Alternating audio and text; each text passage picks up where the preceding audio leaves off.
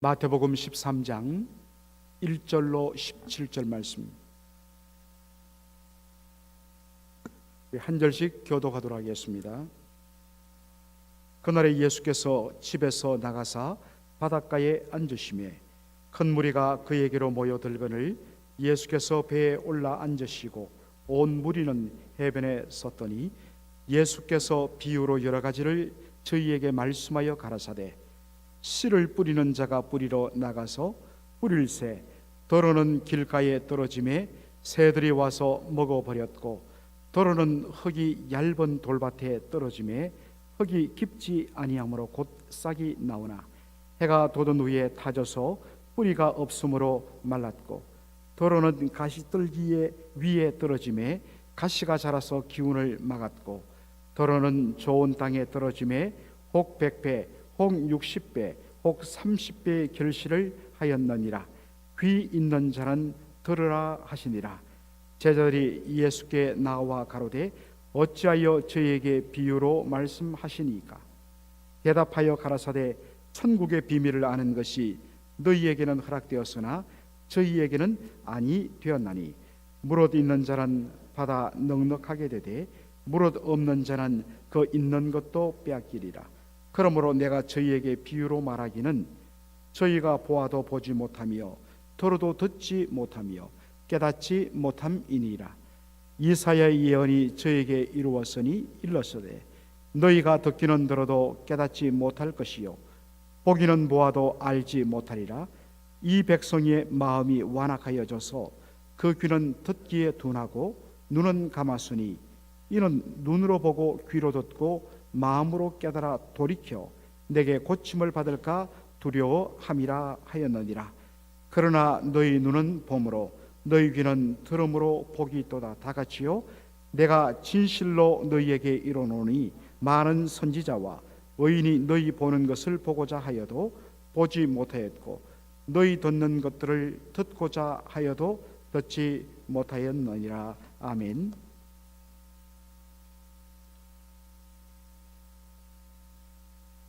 여러분 잘 아듯이 마태복음 13장은 별명이 있는데 바로 천국 비유장입니다. 마태복음 13장이 얼마나 많은 천국 비유로 들어있는지 한번 우리 화면을 한번 보도록 할까요? 예, 이렇게 7가지의 비유로 다 찾는데 한결같이 천국, 하나님 나라가 어떤 나라인가 하는 것들을, 하나님 나라의 다양한 특성들을 이렇게 예수님께서 집중적으로 비유를 통하여 말씀해 주셨습니다. 씨 뿌리는 자의 비유, 비유 사실 굉장히 중요한 비유고, 그 다음에는 알곡과 가라지의 비유, 그리고 겨자씨의 비유, 가장 작은 겨자씨, 그리고 누룩 비유. 이 누룩 한 덩어리가 들어가서 가루 서마를, 떡반죽을 완전히 정말 어마어마하게 크게 부풀리는, 그리고 밭에 감추인 비유, 밭에 감추인 보화 비유, 그리고 이것과 견주는 진주장사 비유, 그리고 마지막에 그물 비유를 통해서 정말 어부가 그물에 건져서 거기서 잔챙이들은 다 버리고 정말 굵직한 씨알 좋은 그러한 고기들만 따로 분리하는, 마지막도 그와 같이 천국 열매를 맺는 그러한 자들은 따로 모아드릴 것이고, 그렇지 않은 열매 맺지 못한 자들은 버린다. 그러한 비유로 바로 하나님 나라를 설명했습니다. 한번 제가 지금 하고 있는 설교가 마치면, 시리즈로 끝나면 복음서에 나타난 예수님의 모든 비유는 다 천국 비유인데 그것을 시리즈로 한번 설교할 계획입니다. 여러분, 비유란 무엇일까요? 예수님은 사실상 진리를 가르칠 때 언제나 아주 쉽게 비유를 가지고 그렇게 늘 말씀하셨습니다. 여러분, 비유가 무엇일까요? 자, 비유란 말은 헬라어로 파라볼레 이렇게 되어 있습니다. 영어로 패라블 이 말이 뭐냐면 파라볼레란 헬라어에서 페라보리란 말이 그대로 나왔습니다. 여러분 말씀드렸지만 헬라어나 라틴어에서 영어 단어의 80%가 그대로 형성된 것이죠.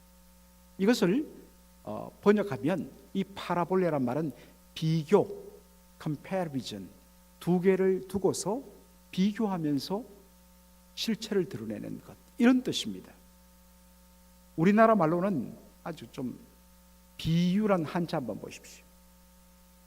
견줄 비자에 그 다음에 깨우칠 유자, 어떤 두 사물을 견주어서 비교해서 그렇게 잘 설명하고 깨닫게 해준다 해서 비유.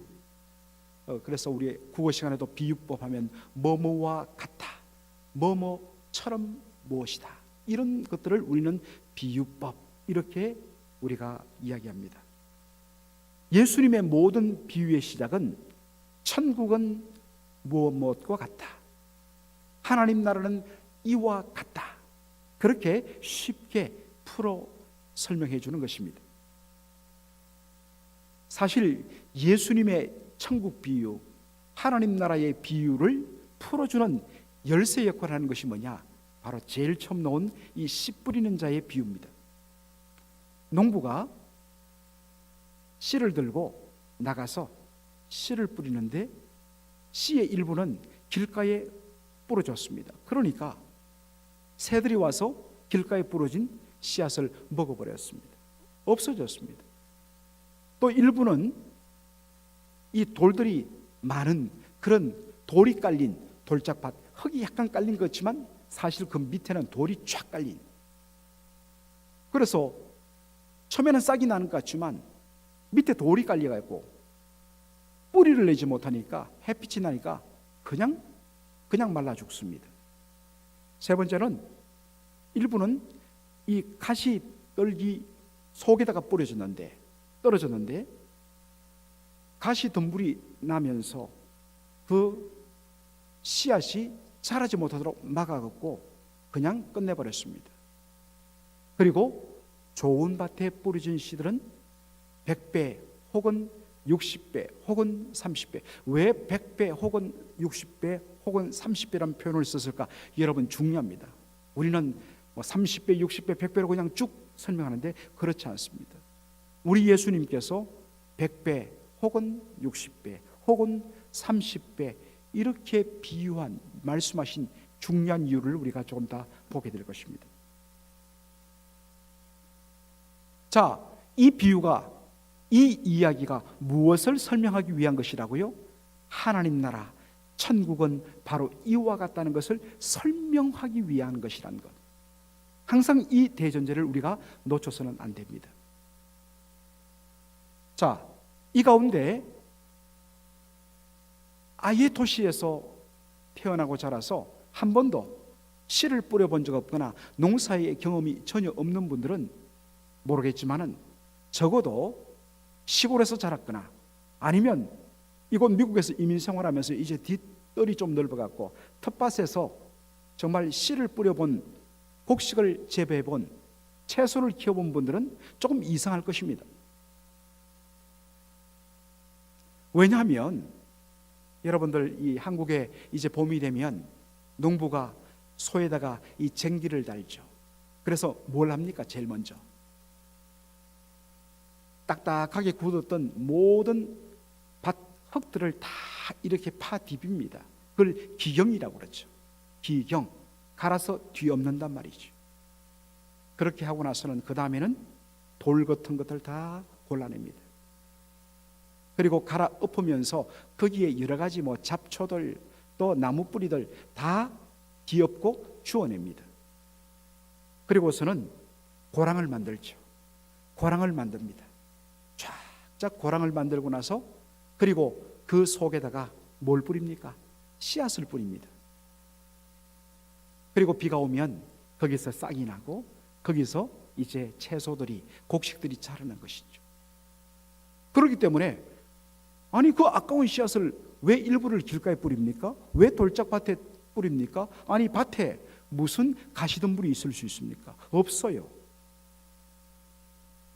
그런데 우리와 그 당시 팔레스타인 사람들의 농사법은 다르다는 것입니다. 예수님은 이 팔레스타인, 이 이스라엘 땅에서 나고 자라셨기 때문에 예수님은 바로 본 그 당시 그 사람들의 바로 풍습과 그분들의 생활 양식들을 이야기하고 있는 것입니다. 팔레스타인은 우리와 농사 방법이 달라서 일단 먼저 땅 위에다가 농부가 씨를 뿌립니다. 딱딱해진 그러한 땅 위에다가 씨앗을 뿌립니다. 그리고 나서 그 다음에 밭을 갈아엎습니다. 땅을 갈아엎습니다. 그런 이유다 보니까 어떤 면에서는 처음에는 씨를 뿌리다 보니까 정말 반 옆에 이 길이라는 것이 우리가 다니는 길보다는 바로 반 옆에 사실 쓰지 않는 그런 땅들, 그런데 씨앗도 뿌려주기도 하고, 또 일부는 이 돌이 많은 지역에 뿌려주기도 하고, 또 일부는 가시 덤불 속으로 떨어지기도 하는 것입니다. 농부의 관심은 소위 말해서 곡식을 재배하는 그 땅만을 갈아엎기 때문에 바로 그렇게 기경된 땅에서만 씨앗이 싹을 트고 그 다음에 곡식이 열매를 맺는 것입니다. 나머지는 그냥 버려둡니다. 예수님께서 오늘 우리가 읽지 않았지만 제자들이 이것이 도대체 모르는 건 아니죠. 무슨 의미인지 알지만은 도대체 여기에 어떤 의미가 있기 때문에 예수님께서 천국은 이와 같다면서 이런 비유를 들었을까 물었을 때 예수님께서 해석을 해주시는 것이죠. 그래서 18절 이하에 그런 말씀이 나오는데 바로 씨를 뿌리는 것은 천국의 말씀을 뿌리는 것이고, 그런데 그 천국 말씀이 길가에 떨어졌다는 것은 말씀을 듣고도, 천국 말씀을 듣고도 전혀 깨닫지 못하는 사람, 그러니까 마귀가 와서 그 말씀을 다 없애버리더라. 돌짝밭에 떨어졌다는 것은 잠시 천국 말씀을 받아들이는 것 같지만 환난과 핍박이 말씀으로 인하여 오는 적시로 그냥 실족하고 넘어지는 굉장히 중요한 의미가 여기 담겨 있는데 오늘은 시간이 없습니다. 그리고 가시떨기 위에 떨어졌다는 것은 말씀을 받지만 가시의 기운에 눌린 것처럼 세상의 염려와 그리고 물질의 유혹, 재리의 유혹, 물질의 유혹 때문에 결국에는 이 말씀이 제대로 자라지 못하고 완전히 눌려버린 그런 상태인 반면에 좋은 땅에 뿌려졌다는 것, 이것은 말씀을 듣고 깨닫는 자를, 어떤 사람들은 100배를 거둘 것이고 또 어떤 사람들은 60배를 거둘 것이고 어떤 사람들은 좀 모라절하지만 30배를 거둔다. 어쨌든 결실한다 하는데 예수님의 초점이 있습니다. 예수님께서 이 비유를 통해서 말씀하고자 하는 초점은 무엇입니까? 여러분, 천국 말씀이 떨어지지만 모두가 다 결실로 이어지는 것은 아니라는 사실입니다. 굉장히 중요한 말씀입니다. 우리가 복음을 전합니다. 그리고 사람들이 이렇게 믿음의 공동체를 이루어요. 그러나 다 말씀이 결실을 맺고 말씀으로 인하여 거듭나고 말씀으로 인하여 주 예수를 만나고 말씀으로 인하여 예수 그리스도의 주되심을 고백하고 말씀으로 인하여서 철두철미하게 하나님의 왕되심과 그분의 말씀의 통치를 받는 천국 백성의 삶을 살고 천국 백성에 합당한 열매를 맺는 그런 진정한 의미의 천국 백성이 다 되는 것은 아니라는 것입니다. 굉장히 중요한 말씀입니다. 예배당에 나왔다고 주일날 성경책 깨고 예배 왔다고 다 거듭나느냐? 그렇지 않습니다. 참으로 두렵고 떨릴 말씀이죠.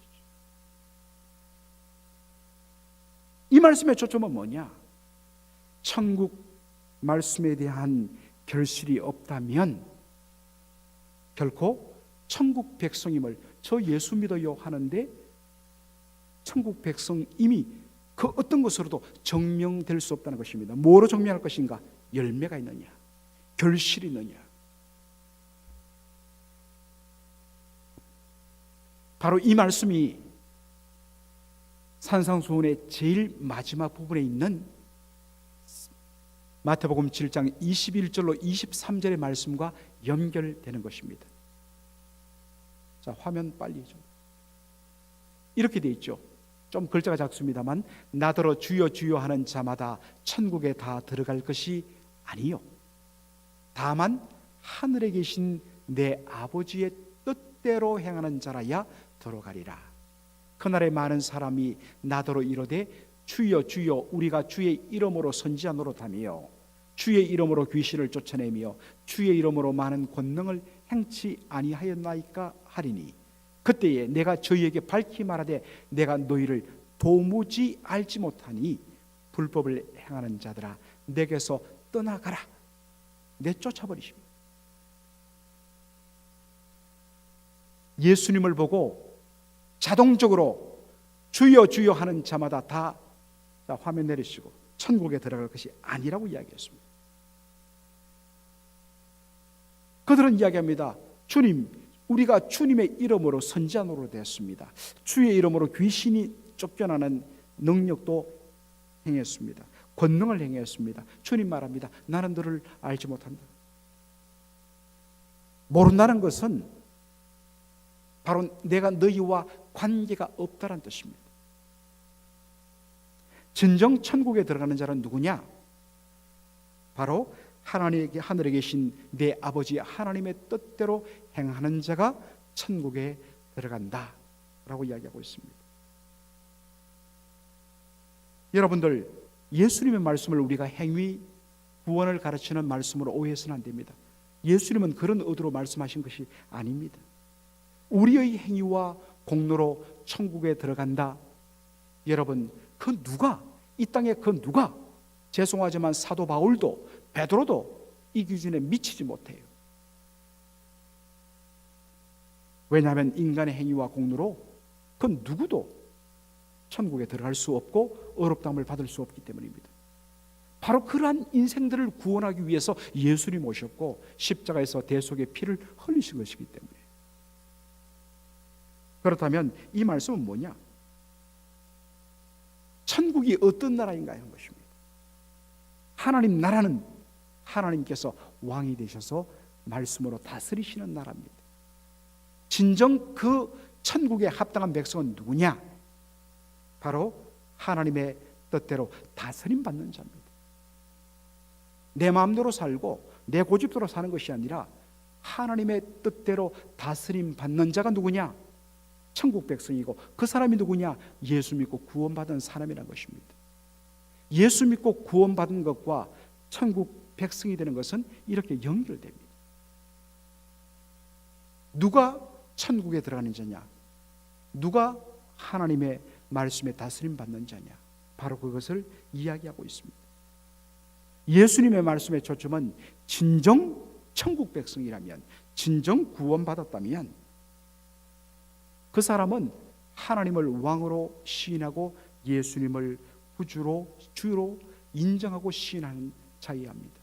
구원받는 것과 예수님의 주되심, 이것은 구분될 수가 없는 것입니다. 이전에 내가 좋아했던 내 뜻, 내 자랑, 내 욕심, 내 영광, 십자가에 못 박는 삶이어야 되고, 오직 예수 믿고 구원받은 사람에게는 하나님의 뜻, 하나님 자랑, 하나님 영광, 하나님의 기쁨, 이것이 삶의 초점이 되어야 하는 것. 이건 뭡니까? 구원받은 천국 백성이란 것입니다. 그런데 어디 그게 뜻대로 되나요? 그런데 말씀과 기도 앞에 섰을 때에 자신의 그 부끄러운 모습이 드러나 그것 때문에 회개하고 가슴치며 애통하고 몸부림치며 또다시 일어서는 그 삶이 되는 거죠.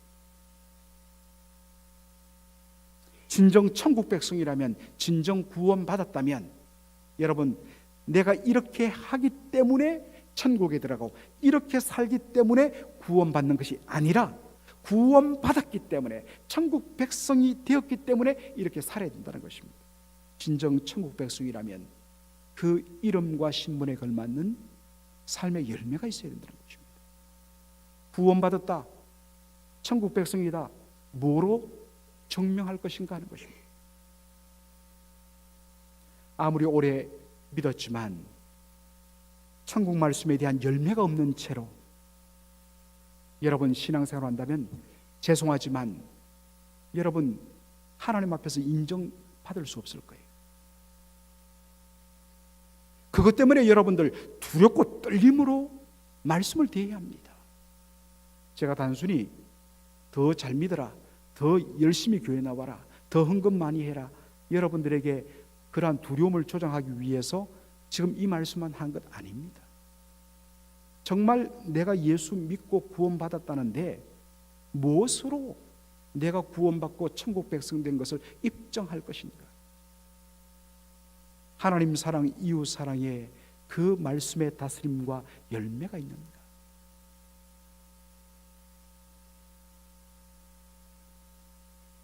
왜 천국 말씀을 받았는데도 거기에 반응하지 못하는가?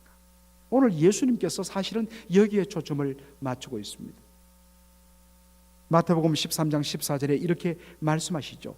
이사야의 예언이 저희에게 이루었으니 일렀으되 너희가 듣기는 들어도 깨닫지 못할 것이요 보기는 보아도 알지 못하리라 라고 이야기하고 있습니다. 15절에 보니까 이 백성들의 마음이 완악하여져서 그 귀는 듣기에 둔하고 눈은 감았으니 이는 눈으로 보고 귀로 듣고 마음으로 깨달아 돌이켜 내게 고침을 받을까 두려워함이라. 사실 여러분 이 15절 이 말씀에 우리 한글 성경 번역이 오해를 하기 딱 좋도록 만들었습니다. 사실 이 말씀을 보면 예수님께서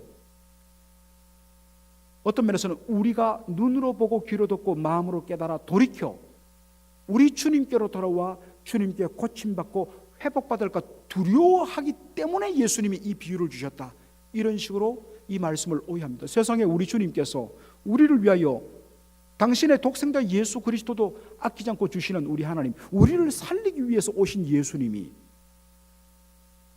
정작 와서는 우리로 하여금 보지 못하게 하고 듣지 못하게 하고 예수님 앞에 나와서 고침받지 못하도록, 그게 두려워갖고 예수님 이렇게 말씀하셨다, 이런 것처럼 들리기 때문에 사실 이 번역은 굉장히 참 안타깝습니다. 영어 성경을 보면 정확하게 드러나요.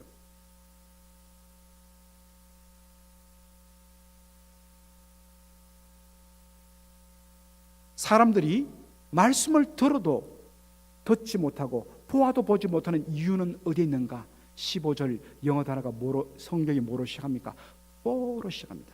왜냐하면, 왜 이런 일이 말씀을 보는데 보지 못하고 말씀을 듣는데 듣지 못하고, 분명 소경이 아닙니다. 분명 죄송하지만 이 귀머리가 아닙니다. 그런데도 왜 이런 일이 났는가? 결국 이것은 어떤 면에서는 영적인 문제라. 영적인 귀머거리요, 영적인 소경이 된 이유는 무엇인가? 왜냐하면 이 백성의 heart, 마음이 has become calloused.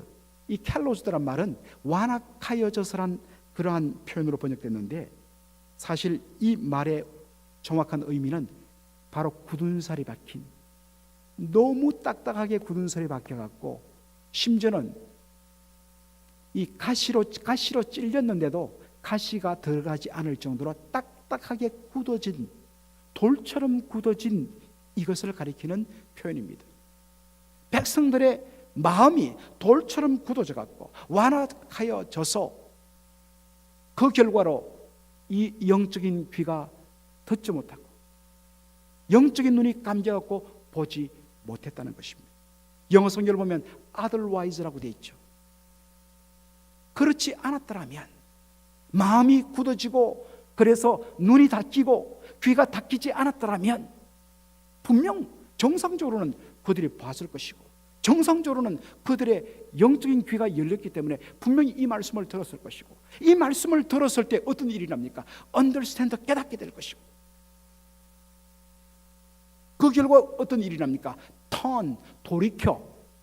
이 말은 회개하다는 말입니다. 진짜 회개는 말씀을 들었을 때에, 보여주세요. 말씀을 들었을 때에 그 말씀 앞에 내가 얼마나 죄인이며 얼마나 어둠 가운데로 내가 걸어가는 것을 드디어 보게 되고 드디어 듣게 되어서 깨닫게 되어서 어떡합니까? 그 길을 갈 수 없잖아요. 죽음의 길로 갈 수 없잖아요. 죄악된 길로 갈 수 없잖아요. 너무나 더럽고 지저분한 길, 그때는 이것이 더럽고 추악하고 정말 창피하고 죽음의 길인 줄 분별하지 못해서, 왜? 눈이 다치고 귀가 다치고 어쩌면 마음이 돌처럼 굳어졌기 때문에 그랬는데, 주의 은혜 가운데 마음이 어린아이처럼 살처럼 부드러워지고 눈이, 귀가 들리다 보니까 자기가 지금 서 있는 것이 얼마나 더러운, 바로 악취 덩어리에 자기가 지금 서 있는 걸 알고 부끄러워갖고 울면서 돌이켰어. 주님의 은혜 가운데로 바로 돌아서는 것, 이게 회개라는 것입니다. 그리고 주님 앞에 나갔을 때 주께서 우리의 더러워진 영혼들을 깨끗게 하고 우리의 상처난 그러한 심령들을 고쳐주고 회복시켜주고, 이런 은혜가 마땅히 일어나는 것이 정상인데, 그렇지 못한 것은 무엇입니까? 너희들의 마음이 돌처럼 calloused, 돌처럼 굳어졌어. 그러니까 돌처럼 굳어져 버리니까, 돌짝밭이 되니까 거기에 천국 말씀이 아무리 떨어져도 싹이 날 수가 없다는 것입니다. 영적으로 귀가 막히고 영적으로 눈이 멀었기 때문에 말씀을 듣지 못하고 말씀을 보지 못한다는 것입니다. 그래서 그냥 내 마음의 욕망이 이끄는 대로, 탐욕이 이끄는 대로 살아가다가 죽음의 길로 끝없이 천국과는 반대의 삶을 살아가게 된다는 것입니다. 여러분, 이 표현이 여러분의 모습 아닌지?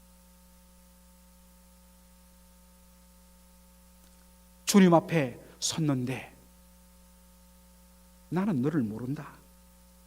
여러분, 두렵지 않습니까? 교회 오래 다녔습니다. 봉사 많이 했습니다. 저 이렇게 헌신 많이 했습니다. 너무 귀한 일이지요. 너무 귀한 일이지요. 그러나 주님과의 바른 관계 없이, 말씀의 다스림 없이, 천국 백성의 결실 없는 그 무엇도 주님 앞에 카운트가 안 된다는 것입니다. 여러분, 이것이 여러분의 모습 아닙니까? 천국 말씀에 대한 결실 없으면 아무 소용 없습니다. 이 말씀을 듣는 여러분 가운데 두려움과 절망감이 일어나는 분들이 계실 것입니다. 사실 저도 그래요. 왜냐하면 아무리 생각해봐도 난 부족하기 때문에, 아무리 생각해봐도 내가 맺는 열매 있지만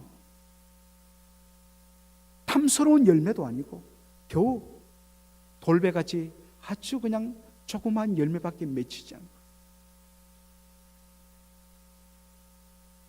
그런데 여러분, 예수님의 비유 마지막에 뭐라고 이야기하십니까? 23절 말씀 보십시오.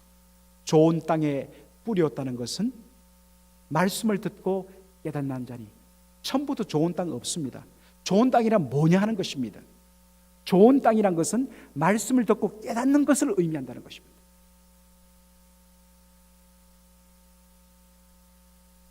그것이 좋은 땅이란 것입니다.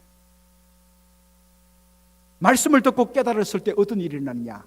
결실하게 되고, 그런데 결실의 모습이 혹 100배, 혹 60배, 혹 30배가 되느니라.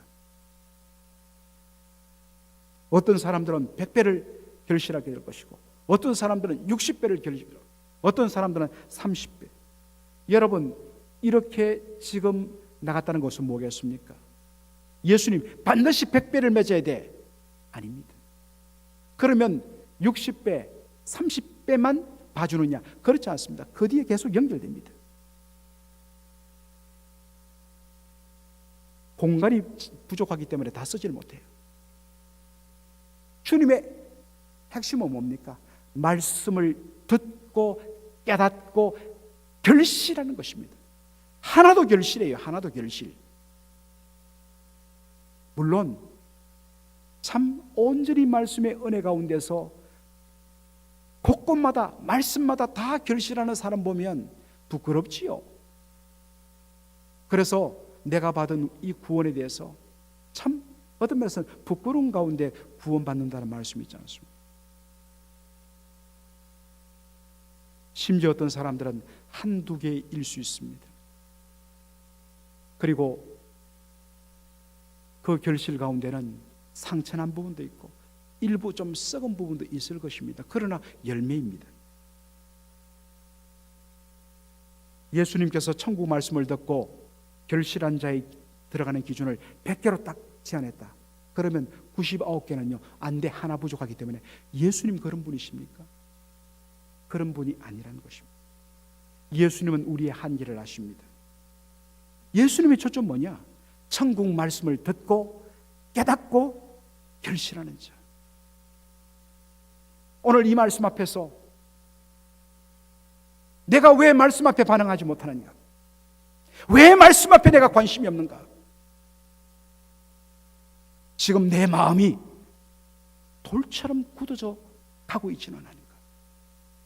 지금 내 눈이 영적으로 점점 빛을 보지 못하는 멀어져 가고 있는 상태는 아닌가? 말씀을 듣지만 옛날에는 이 말씀이 너무 달콤하게 들렸고 은혜롭게 듣고 쏙쏙 들렸고 그 말씀을 듣는 적시로 정말 말씀을 받는 적시로 회개하고 아파하고 돌이키고 몸부림쳤는데 이제는 잘 들리지 않는다. 마이크의 문제도 아니고 스크린의 문제도 아니고 내 영안이 가려지고 내 귀가 막혀가고 있기 때문에 주의 성령의 은혜 가운데 주여 고쳐달라고 여러분 진짜 울부짖고 탄식해야 할 때인 것입니다. 그것을 위해서 우리가 기도하고 주여 불쌍히 여겨주옵소서. 제 심령을 정말 살같이 부드럽게 만들어 주옵소서. 성령께서 하시는 일이 그러한 은혜를 사모하는 저와 여러분 되기를 주의 이름으로 간절히 축원합니다. 아멘.